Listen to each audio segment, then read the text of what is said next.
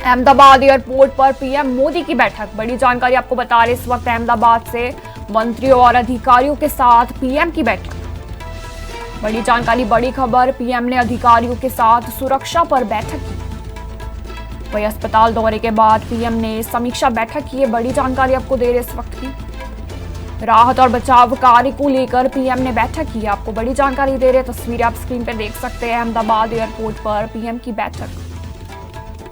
वही मंत्रियों और अधिकारियों के साथ पीएम की बैठक। बड़ी जानकारी, बड़ी खबर दे रहा आपको अहमदाबाद से, पीएम ने अधिकारियों के साथ सुरक्षा बैठक की है। वही अस्पताल दौरे के बाद पीएम ने समीक्षा बैठक की है।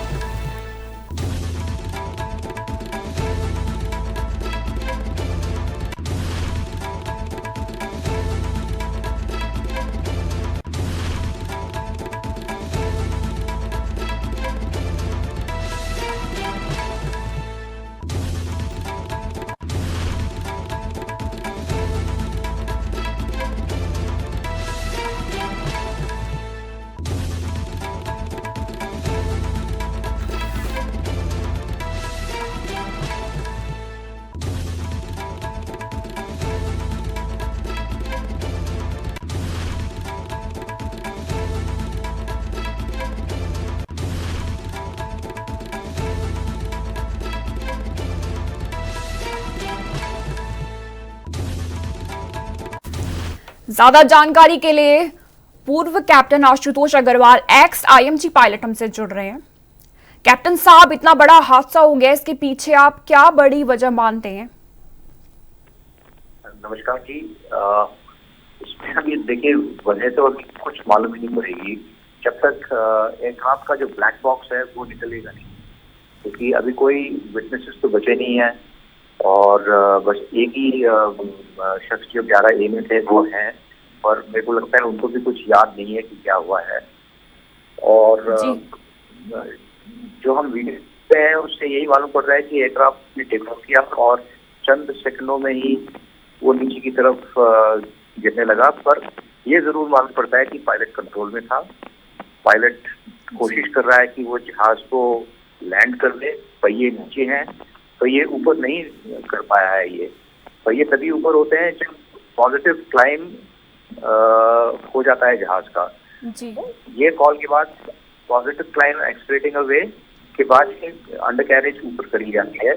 पर ये क्योंकि अंडर कैरेज नीचे है, इसका मतलब ही है कि पॉजिटिव क्लाइम नहीं अचीव हुआ होगा और मेडे कॉल भी आ चुकी है, यानी कि कुछ गड़बड़ हुई है जहाज के अंदर। क्या हुई है वो अभी कंजेक्चर ही है, वो हम सोच ही सकते हैं क्या हुई है, पर इसी का अनुमान लगा सकते हैं, पर कुछ पक्का नहीं कह सकते इसके बारे में। जी आशुतोष, आप सही बोल रहे हैं, क्योंकि तब तो यहाँ सुरक्षित लैंडिंग हुई थी जब दिल्ली से इसका टेक ऑफ हुआ था। फिर ऐसा क्या हुआ कि 2 मिनट के अंदर ये हादसा हुआ? वही बिना, ये बड़ा सवाल उठ रहा है इस वक्त। देखिए, दिल्ली से टेक ऑफ हुआ है, दिल्ली के बाद वो अहमदाबाद लैंड किया है। वहाँ पर एक्सपीरियंस्ड इंजीनियर्स होते हैं, ग्राउंड क्रू होता है जो पूरी जहाज की जांच करता है। जब तक पूरी जांच होने जाए और जो इंजीनियर्स हैं वो पूरी तरह से संतुष्ट ना हो कि ये जहाज एकदम ठीक है, फ्लाई वर्दी है, एयर वर्दी है, तब तक पायलट वो साइनिंग नहीं करेंगे, कि ये क्लियर नहीं करेंगे कि ये जहाज उड़ सकता है। जब तक वो क्लियर नहीं करेंगे जहाज, पायलट एक्सेप्ट ही नहीं करेगा जहाज को कि ये उड़ सकता है। तो टेक्निकल चेक्स होते हैं ग्राउंड पे, टेक्निकली ये फ्लाई वर्दी था। उसके बाद क्या हुआ है ये टाइम बताएगा, जब ब्लैक बॉक्स से सारे टेक्निकल डिटेल्स निकलेंगे, उसके बाद ही मालूम पड़ेगा क्या हुआ है इसमें।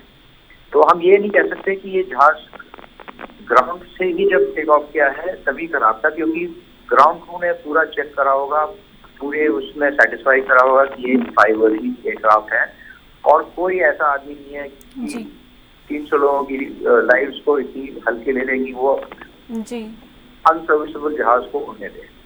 जी कैप्टन, हो ही नहीं सकता। जी, क्योंकि एयर इंडिया बोइंग एक की फ्लाइट जो है वो टॉप का प्लेन माना जाता है, इसके बावजूद ये हादसा हुआ, काफी मतलब डाउटफुल है सिचुएशन। हाँ, तो कुछ तो हुआ है, ये तो हम सब मानेंगे कि कुछ ना कुछ प्रॉब्लम हुई है। अब क्या प्रॉब्लम हुई है वो तो अभी तो बहुत जल्दी है बताना। अभी हम बस सोच सकते हैं, अपने आइडियाज डाल सकते हैं, पर ये सब हवा की बातें हैं जी। वो एक और महत्वपूर्ण सवाल मैं आपसे पूछना चाहूंगी आशुतोष जी, मे डे कॉल देने के बावजूद भी समय पर ऐसा क्या हुआ कि समय पे मदद नहीं दी जा सकी? इसके क्या फिर बोलेंगे, क्या मदद कब नहीं मिल पाई? मे डे कॉल कैप्टन की तरफ से की गई थी, लेकिन इसके बावजूद समय पर मदद नहीं दी जा सकी, इसके क्या कारण हो सकते हैं? देखिए, मेडे कॉल की जाती है, डिस्ट्रेस कॉल होती है जब कुछ कॉकपिट में पायलट को मालूम पड़ रहा है कि एक कुछ हादसा हुआ है अंदर, उसकी जो एयरक्राफ्ट की जो स्थिति है वो डामाडोल है और कुछ बहुत इमरजेंसी सिचुएशन आ गई है, और वो सबको इन्फॉर्म करता है कि भैया मेडे है, इमरजेंसी है ऑन बोर्ड, मेरे को प्रायोरिटी चाहिए, हर जो भी मदद है वो मिल सके। और आप देखेंगे जब से एयरक्राफ्ट टेक ऑफ किया है, मेडे कॉल और क्रैश में बहुत ही कम समय है। तो इसमें मेरे को लगता है कि एक तो कम समय भी है क्योंकि एयरक्राफ्ट एकदम टेक ऑफ कर चुका है, उसके पास टाइम ही नहीं है कि वो कुछ कर सके, क्योंकि हवा में ज्यादा उड़ा नहीं है, वो उसकी हाइट नहीं है, तो वो क्रिटिकल स्टेज ऑफ फ्लाइट में है। Take off and landing critical stage of flight होती है क्योंकि वो धरती के पास होता है, तो रिएक्शन टाइम जो बोलते हैं बहुत ही कम होता है। तो हमें मालूम पड़ रहा है कि मेडे कॉल और क्रैश के बीच में बहुत ही कम समय था, तो समय ही नहीं हुआ होगा कि उसको कुछ रिएक्ट करने का। जी, धन्यवाद आशुतोष तमाम जानकारी साझा करने के लिए। वही बड़ा विमान हादसा हुआ है, बोइंग का ड्रीम लाइनर डेथ लाइनर बन चुका है, लेकिन हादसे की वजह अभी भी जाननी बाकी है, इस पर जांच की जाएगी। वही टेक ऑफ से पहले तो सब ठीक था, लेकिन अचानक ही हादसा हुआ, वही टेक्निकल क्या इसके पीछे कारण रहे होंगे, इसको लेकर सबसे बड़ा सवाल उठ रहा है। वही जैसा कि आपने सुना, कैप्टन ने हमें बताया अभी मे डे कॉल दी गई थी, लेकिन रिएक्शन टाइम काफी कम था, जिसको लेके हादसा हो चुका था, तब तक देर हो चुकी थी। फिर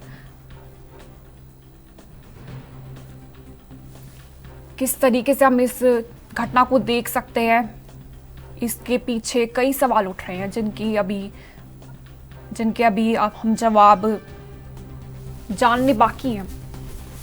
40 सेकंड की उड़ान, जमीन पर गिरा विमान, टेक ऑफ से पहले सब ठीक था, लेकिन फिर मौत की चीखें क्यों हुई, इसको लेके सवाल उठ रहे हैं।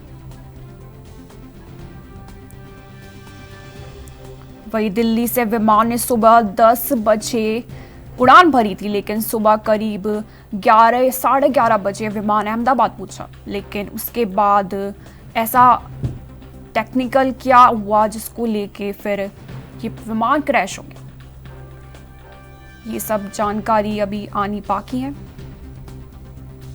वही हादसे के बाद खबर आने के बाद ही तुरंत केंद्रीय गृह मंत्री अमित शाह ने गुजरात के मुख्यमंत्री, गृह मंत्री और डीजीपी से भी बात की है।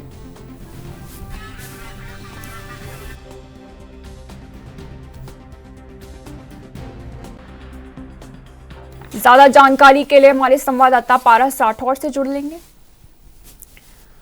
तो पारस, आप बता सकते हैं इस हादसे के बाद गृह मंत्री अमित शाह ने गुजरात के मुख्यमंत्री और गृह मंत्री डीजीपी से क्या बातचीत, क्या जानकारी आप बता सकते हैं इससे लेके?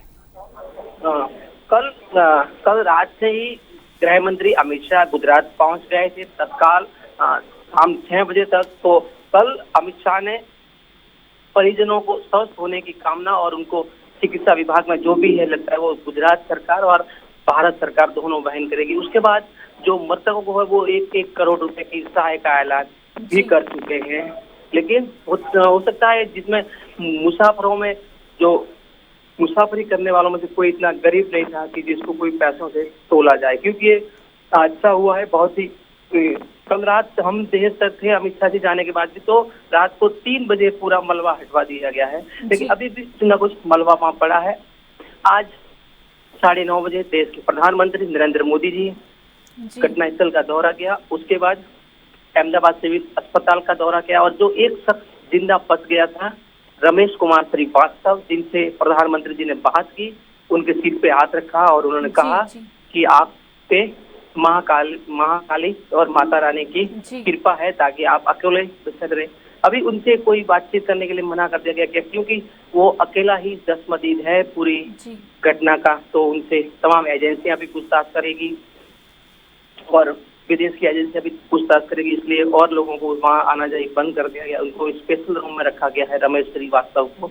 उसके बाद आज अभी प्रधानमंत्री यहाँ से लौटे हैं तो एक आधे घंटे पहले, और अभी अहमदाबाद एयरपोर्ट वहाँ पे एक मीटिंग करेंगे। वहाँ मीटिंग में गुजरात के गृह राज्य मंत्री हर्ष संघवी, बीजेपी के CR पाटिल अध्यक्ष और गुजरात के मुख्यमंत्री भूपेंद्र पटेल मौजूद हैं और वो पूरी बात का जायजा ले रहे हैं। उड़ान मंत्री राम मोहन सिंह जी भी इसमें मीटिंग में मौजूद है, ताकि मोदी जी बारीकी से एकदम नजदीकी से, कहते हैं ना कि 0.0 से एक ग्राउंड से मोदी जी पूरी इसकी तकनीक कर रहे हैं। तो वही काम आज तक मोदी जी कर रहे हैं कि फिलहाल कोई ऐसी चीज ना चूक जाए, ना चूक हो जाए कि कहीं किसी की एक वो पकड़ नहीं पाए। इसलिए एक एक बारीकी से यहाँ से जो डॉक्टर थे, सिविल अस्पताल के जो MD थे, उनसे भी बातचीत की, फिर शिक्षा विभाग से, स्वास्थ्य मंत्रालय से बात की, मंत्री जी से बात की। मतलब एक एक चीज से बात कर रहे हैं कि कौन कितना इम्पोर्टेंट है और कौन कितना जिम्मेदारी से अपना काम निभा रहा है। और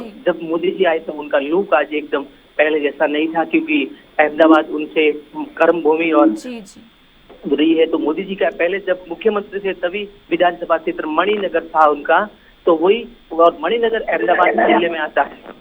तो इसके लिए भी ये अहमदाबाद इनका बहुत खास माना जाता है। और इनके करीबी एकदम दोस्त विजय रूपाणी, पूर्व मुख्यमंत्री गुजरात के, वो आज उनके साथ नहीं, हमारे बीच नहीं है। तो उनको वो भी एक उन्होंने कहा कि मुझे दुख है कि मेरा एक साथी मैं खो चुका, क्योंकि विजय रूपाणी वो मुख्यमंत्री थे कि किसी को कभी, विपक्ष भी आज कह रहा है कि ऐसे बीजेपी के नेता होने चाहिए जो हमको भी कुछ न कुछ सलाह ससुरा करते थे। तो ऐसे मंत्रियों और प्रधानमंत्री हो या आम आदमी हो, उसके लिए भी एक संदेश है कि हर किसी से मिलना, और कहते हैं ना कि बात जाने के बाद लाख हो और फिर जाने के बाद 1.25 लाख की हो जाती है। तो बात आदमी जाने जब दुनिया छोड़ता है तो उसकी वाहवाही कितनी है वो मालूम पड़ता है।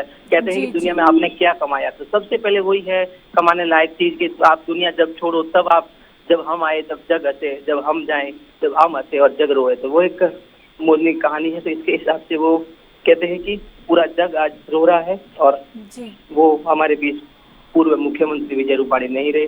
अभी थोड़ी देर में ऐलान कर देंगे प्रेस से वार्तालाप करके प्रधानमंत्री नरेंद्र मोदी जी कि क्या क्या मीटिंग में अहम डिसीजन लिए गए। जी पारस, ये तो बात हो गई प्रधानमंत्री नरेंद्र मोदी की, लेकिन इस पूरे घटनाक्रम को लेकर नागरिक उड्डयन मंत्री राम मोहन नायडू ने से जो उनकी बातचीत हुई है उसको लेकर आप क्या बोलेंगे? कल उन्होंने सब वही मुख्यमंत्री के साथ में ही आ गए थे राम मोहन रेड्डी जी, जो अमित शाह से पहले थी दौरे पर। उन्होंने सबसे पहले घटनास्थल का दौरा किया, NDRF और अहमदाबाद पुलिस कमिश्नर के साथ बातचीत की और पूरे घटना का ताज लिया एक वो पूरा। और उन्होंने भी एक बाइट में कहा था, उन्होंने कल एक बाइट में प्रेस पत्रकारों को कहा था कि मैं इनकी बारीकी से एकदम जांच होगी और मैं प्रधानमंत्री जी के 2 बजे के बाद मैं संपर्क में हूँ, प्रधानमंत्री जी मेरे संपर्क में है, बारी बारी से मैं यहाँ की जो भी अपडेट होती है वो उनको साझा कर रहा हूँ ताकि हमें इतना। और कल वही तो बहुत क्या तकनीकी रही, क्या खराबी रही, वो तो वैसे एजेंसी जांच के बाद ही पता लगेगा। लेकिन उन्होंने कहा है कि हम भी बहुत दुखी है ताकि इतने सारे लोगों की एकदम दर्दनाक मौत हो गई। जी पारस, सही। तो इसी के साथ साथ लंदन से जो यात्री जिनके परिजन हैं वो उनका हालात लेने आए हैं, जायजा लेने आए, तो उसको लेकर आप क्या जानकारी दे सकते हैं? सबसे पहले अंजलि रूपाणी जी हैं जो इन विजय रूपाणी जी की पत्नी है, वो सुबह 9 बजे अहमदाबाद एयरपोर्ट आई और उसके बाद यहाँ सिविल अस्पताल आई और उनको हालांकि डेड बॉडी से रूबरू नहीं हो पाई, लेकिन यहाँ से अधिकारियों से बातचीत करके गए और उनकी बहन आएगी तब उनका DNA टेस्ट होगी, रूपाणी जी की बहन ही, और उनका सैंपल चेंज होने के बाद उनका डेड बॉडी कौन सी है वो प्रस्थापित हो जाएगा।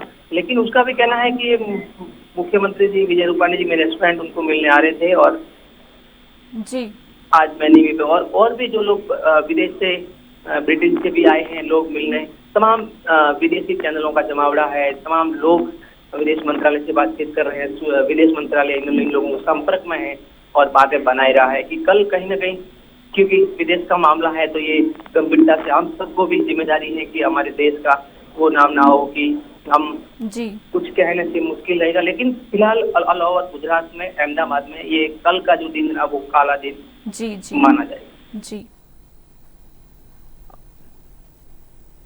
धन्यवाद आपका पारस, तमाम जानकारी साझा करने के लिए। देख सकते हैं आप किस तरीके से पीएम मोदी ने केवल एक व्यक्ति जो इस पूरे हादसे में बचा है उससे बातचीत की, उसके सर पर हाथ रख के बोला कि महाकाल का आशीर्वाद आपके साथ है। वही इसी के साथ जमीन पर जो विमान गिरा है, इस